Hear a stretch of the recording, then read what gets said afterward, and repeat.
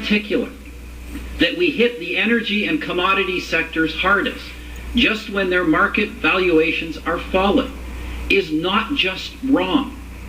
It shows that the platforms of the opposition parties are written for an economic fantasy land. Stephen Harper has released the Conservative platform, saying his party is the best choice to steer Canadians through the current economic turmoil. He promised $400 million for the hard-hit aerospace and auto industries. Overall, the platform promised $8.6 billion in new measures. That'll be spread over 4 years, most of which come in the form of tax cuts. With analysis, I'm joined from Ottawa by Adam Taylor from the Canadian Taxpayers Federation. Good morning. Good morning. Mr. Taylor, let me get your reaction first, because we're just learning that the central banks have cut short-term interest rates by 0.5 point, and this is a coordinated international effort. We've seen action taken all over the world trying to get a lid on this thing. But with this latest action, is it good news for taxpayers? Yeah, I think so. I think it's a recognition that the global economy needs all the countries in the global economy to come together and work together when they need to, and this is a good move and one that should allay some of the fears that are out there. Let me ask you about the numbers Stephen Harper was talking about when we were talking about $8 billion over 4 years, and most of it in tax cuts and tariff relief. Yeah, I think this is a cautious plan that introduces some spending announcements that are modest and some tax relief that's modest. So all in all, a very cautious approach, and I think one appropriate for the times. What about the targeted tax relief? I mean, is that the way to go, or should it be more broad-based?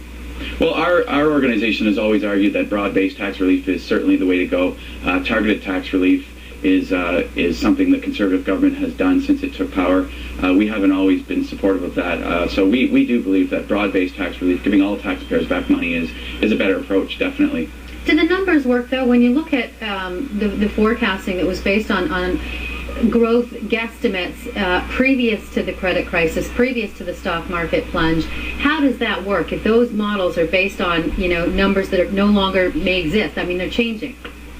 I think last year the budget did, to the Conservatives' credit, last year's budget did predict a downturn in growth for this year. They predicted negative growth in the February 08 budget. I don't think anybody predicted the credit crunch that we've seen occur. Nobody, whether it was in Canada or in the United States or anywhere in the world. So I think the numbers will certainly need to be adjusted, and spending will need to be controlled by whoever takes power on October 14th. But I think still the fundamentals are strong. Employment's at about 6%, and our banking sector, as the Prime Minister said, isn't the same as in Britain or in the United States. So Canada is, people are worried because they know the global economy is so interconnected, but it's panic I don't think is appropriate right now. I understand people are worried, but we're not in panic crisis here.